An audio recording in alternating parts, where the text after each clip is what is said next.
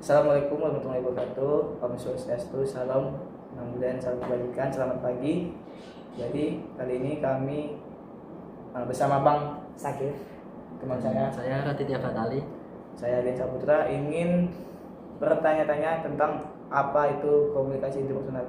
Nah, Bang Sakif, apa itu komunikasi interpersonal?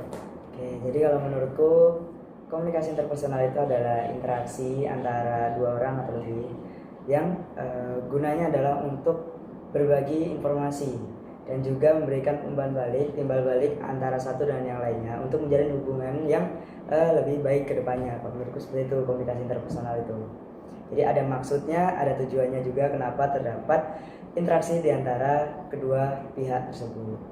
Bisa dibilang komunikasi itu komunikasi dua belah pihak dengan ada tujuan gitu. Yang ada tujuan. Jadi kalau komunikasi interpersonal itu kayak perbincangan antara dua orang gitu ya. Iya.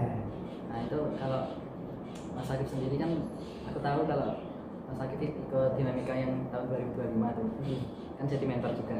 Nah itu mungkin ada persiapan atau gimana ya Mas buat nyiapin komunikasi ya. Kalau aku sendiri itu tipikal orang yang nggak bisa spontan, gitu ngomongnya. Jadi aku harus tidaknya punya satu kata-kata kunci yang bisa aku elaborasikan kembali. Jadi misal ketika harus berhadapan dengan banyak maba-miba di dinamika, aku tuh nggak bisa kalau misalnya Kip nanti langsung ambil ya, langsung ngomong apa aja, nggak bisa. Aku harus dikasih tahu dulu ngomong apa, terus ngapain aja nanti. Kalau aku udah tahu kuncinya, nah nanti aku dapat materinya. Ketika di depan orang-orang, aku jadi bisa ngobrol secara leluasa. Begitupun ketika mentoring tuh aku nggak bisa tuh kalau misalnya nanti langsung kumpul langsung ngobrol, bebas ngobrol apa aja. Nah itu nggak bisa.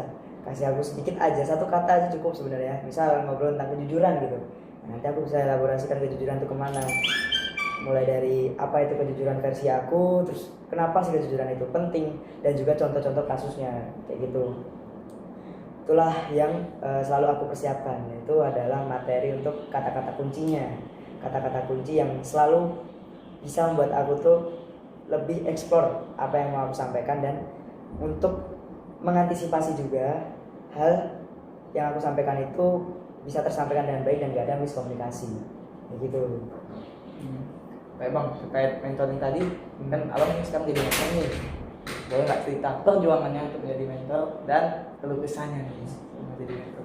Oke, perjuangan jadi mentor ya. Sebenarnya kalau misalnya ditanya gimana sih perjuangan dari jadi mentor, perjalanannya gimana? Nggak yang segimana-gimana aja, karena fun fact aja di tahunku itu untuk jadi mentor seleksinya tuh gak ketat karena emang demand-nya tuh sedikit. Oke. Supply-nya penawarannya tuh banyak tapi demand-nya sedikit. Akhirnya ya kalau misalnya kamu pengen lanjut ya lanjut, kalau enggak gitu. Bisa dibilang kayak gitu. Terus keluh kesah jadi mentor itu adalah sebenarnya cukup banyak ya, dan subjektif juga untuk keluh kesah ini.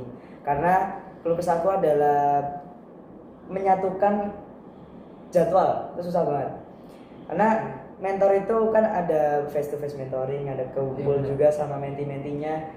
Dan itu susah banget buat nentuin jadwal yang semuanya benar-benar luang, kecuali kalau itu memang kegiatan PPKS. Benar-benar. Ditambah di semester 2 ini kegiatanku cukup banyak. Nah itulah nyatuin jadwalnya buat nentuin tanggal pasnya kapan ini susah. Ditambah lagi kalau misalnya nih ada penugasan PPKS dari atas itu, kadang aku sendiri pun masih kurang paham gitu maksudnya gimana. Jadi mau nggak mau aku juga harus pelajarin ulang. Nah itu cukup menguras waktu ya. Misalnya aku pelajarin ulang, harus baca lagi tahun lalu dan mengerjakan hal yang sama, baca ulang lagi buat ngejelasin ke menti-mentinya. Nah itu kan repot juga. Cuma kalau misalnya hal yang menyenangkan tentu banyak ya. Ketemu sama menti-menti, sharing itu tuh seru banget karena emang punya pengalaman, dan menurutku ya pengalaman mengerti sharing ke mereka gitu. Apapun yang bisa aku sharing. Meskipun kalau tentang akademik aku nggak pernah sharing sih. Gitu. Mungkin cukup segitu Mas. Ya. Oke, dari saya juga segitu Bang. Kami tutup. Wassalamualaikum warahmatullahi wabarakatuh. Terima kasih banyak. Iya, sama-sama. Assalamualaikum warahmatullahi wabarakatuh. Jadi kami di sini hendak memenuhi tugas video komunikasi interpersonal kami dengan saya Raditya Fatali dan ini Saya Adrian Saputra. lalu Langsung saja. ya langsung saja. Oke, berarti aku duluan ya. Ya.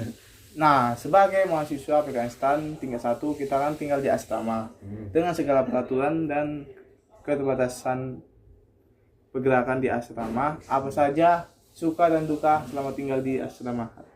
Kalau suka sih mungkin bisa ketemu orang banyak ya, jadi Ya, kenal benar. teman banyak. Lalu di sini juga banyak kegiatan yang bisa bonding lah ya di satu angkatan, jadi Ya, bisa berteman. Lalu untuk dukanya sih kegiatan asrama yang sangat padat jadwalnya, lalu kurang istirahat juga. Berarti Ya. sukanya itu bisa bonding dengan teman seasrama yang dimana kita nggak bisa begitu waktu ngekos. Ya. Dan dukanya itu jadwal padatnya jadwal sehingga mungkin bisa mengganggu kegiatan akademik kita. Ya. Lalu pertanyaan dariku, pertanyaan darimu Oh maksudnya. iya, benar. Kalau dari aku mungkin kan kamu jadi BEM kerumah tanggaan ya. Nah itu apa kalau kesannya jadi divisi kerumah tanggaan? Oke, kalau kesal saya selama menjabat sebagai staf kerumah tanggaan yaitu kami selalu mengecek kebersihan ulang yang dimana itu sebenarnya bisa tidak perlu ketika mahasiswanya itu benar-benar melakukan pembersihan yang sangat bersih dan teliti sehingga kami tidak melakukan pengecekan pembersihan ulang. Nah, mungkin itu saja yang bisa saya sampaikan. Ya, mungkin itu saja dari kami. Kurang lebihnya mohon maaf. Wassalamualaikum warahmatullahi wabarakatuh. Dadah bos.